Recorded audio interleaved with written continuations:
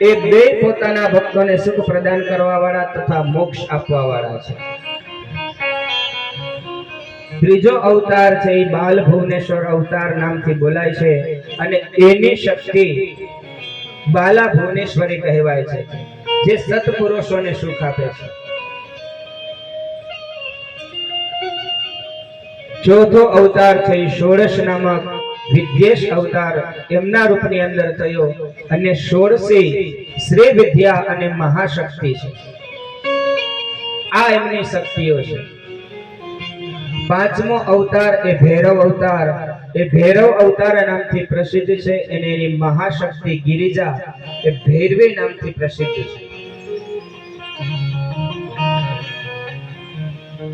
છઠ્ઠો એ છિન્નમસ્તક અવતાર કહેવાય છે અને એની મહાશક્તિ એ છિન્નમસ્તિકા છે.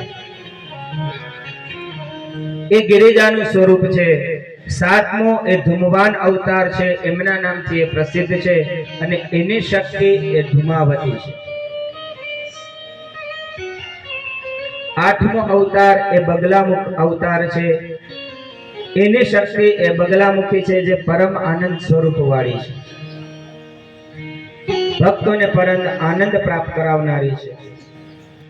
નવમો એ માતંગ અવતાર અને માતંગ અવતાર નામથી વિખ્યાત છે. એમની શક્તિ એ માતંગી છે અને જે સમસ્ત કામનાઓનું ફળ છે ને પ્રદાન કરે છે. દસમો એ કમલ અવતાર છે, જેની શક્તિ પાર્વતીનું નામ કમલા છે.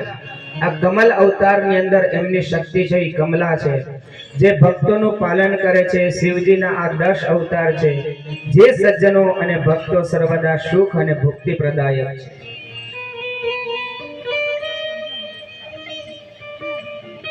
પૂર્વ સમયની અંદર ઇન્દ્ર એ અમરાવતી છોડી અને ભાગ્યા, ત્યારે એના શિવ ભક્ત પિતા કશ્યપને બહુ દુઃખ થયું. એમણે ઇન્દ્રને ધૈર્ય રાખવા કહ્યું. સ્વયં વિશ્વેશ્વરની પુરી એક કાશી નગરીની અંદર એમણે પ્રસ્થાન કર્યું. ત્યાં પહોંચે ગંગાજીની અંદર સ્નાન કરી વિશ્વેશ્વર મહાદેવનું સ્મરણ કર્યું, એમનું પૂજન કર્યું અને શિવલિંગની સ્થાપના કરી.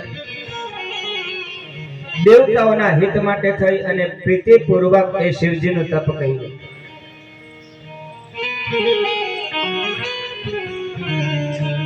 તપ કરતા કરતા ઘણા દિવસો વ્યતીત થયા, ત્યારે ઋષિને વરદાન આપવા શિવજી એ પ્રગટ થયા. કશ્યપજી બોલ્યા કે તમે કશ્યપજીને કહ્યું કે તમે વરદાન માંગો. ત્યારે એ કશ્યપ મુનિ છે એમની સ્તુતિ કરવા લાગ્યા અને બોલ્યા કે મારી કામના છે ને પ્રભુ તમે પૂર્ણ કરો. અરે પ્રભુ, હું વિશેષ કરી અને મારા પુત્રના દુઃખે એ દુઃખી થાઉં છું. પ્રભુ તમે મને સુખી કરો. પ્રભુ તમે જ મારા પુત્ર રૂપની અંદર અવતાર લઈ દેવતાઓને આનંદ પ્રદાન કરો. ત્યારે શિવજી એ પ્રસન્ન થઈ તથાસ્તુ કહી અંતર ધ્યાન થયા.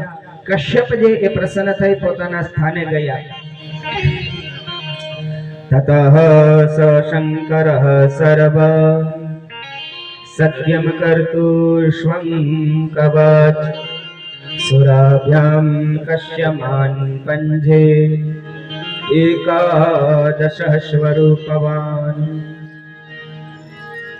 એ પછી સંહાર કરતા શિવજીએ પોતાનું વચન એ સત્ય કરવા માટે 11 રૂપ ધારણ કરી અને કશ્યપજીની સુરભી નામક પત્નીથી અવતાર ધારણ કર્યો.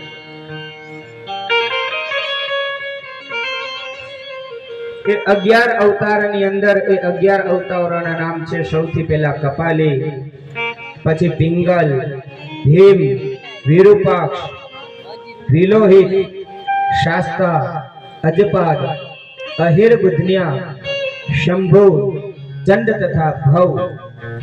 આ 11 રુદ્ર એ સુરભીના પુત્ર કહેવાયા. એમના દ્વારા એ ઉત્પન્ન થયા છે.